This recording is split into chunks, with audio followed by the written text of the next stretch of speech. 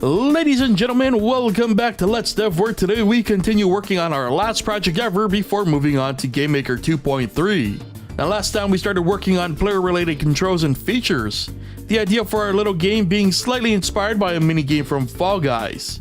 We managed to get player controls done, including the ability to swing a big old bat, as well as start on the warp pads, a pretty integral part to the gameplay, which we continue working on today. Indeed, the plan for today is to start working on the enemy units the player will be knocking around. Features will include simple pathing, player interactivity, and type variations. And because the gameplay calls for it, those type variations will also be shared with the warp pads. Sounds like a solid plan, so let's get to the coding. First up was drawing a few sprites for our enemies, starting with the main body sprite, which all the enemies will share. Then a top or hat-like sprite was created with a different design for each type. And by type, I really just mean color, because at one point I had planned for each enemy to behave differently, but that idea was nixed before starting to record, because I realized it would take way more time to code than I had.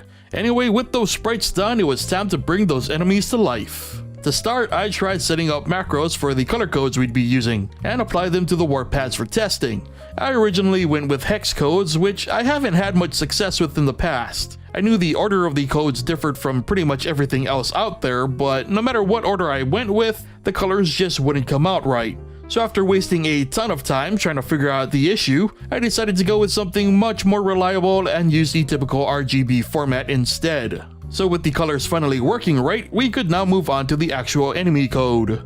A pathing grid would be required so that enemies would avoid stepping on warp pads. The usual pathing setup was used here to get our enemies walking, constantly moving towards the player's position.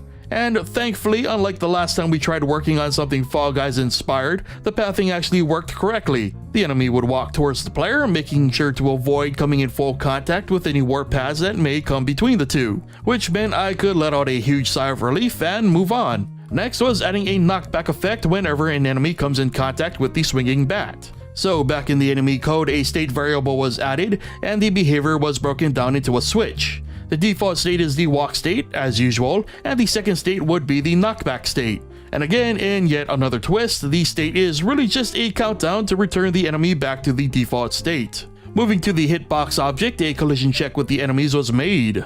When collision is detected, the enemy would be placed in the knockback state. This would also put the enemy into an invulnerable state and begin the countdown back to the idle state. Some motion based on the swing direction of the bat would also be applied. Testing showed that none of this seemed to get picked up, so I decided to make some changes. First, I had the enemy constantly move in the knockback direction while in the knockback state, thus removing the reliance on added motion.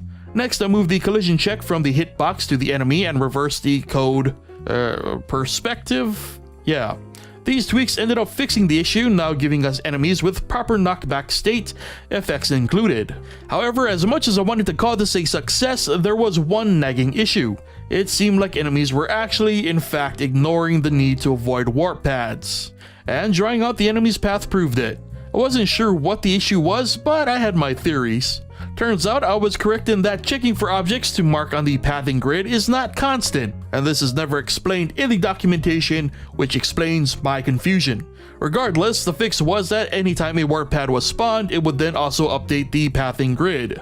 So finally, to test the chaos, I set up a basic timer to continuously spawn in enemies, which eventually got pretty chaotic.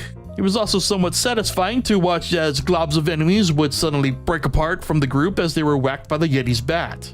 Anyway, with this brings us to the end of today's episode of Let's Dev. Next time we'll start to flesh out the gameplay revolving around the chaos, and we'll also focus on refinement of existing elements. So until then, remember to leave a like if you enjoyed the episode, subscribe and turn on notifications if you haven't already, and leave your thoughts on our progress in the comments. Thank you so much for watching, and I'll see you guys next time.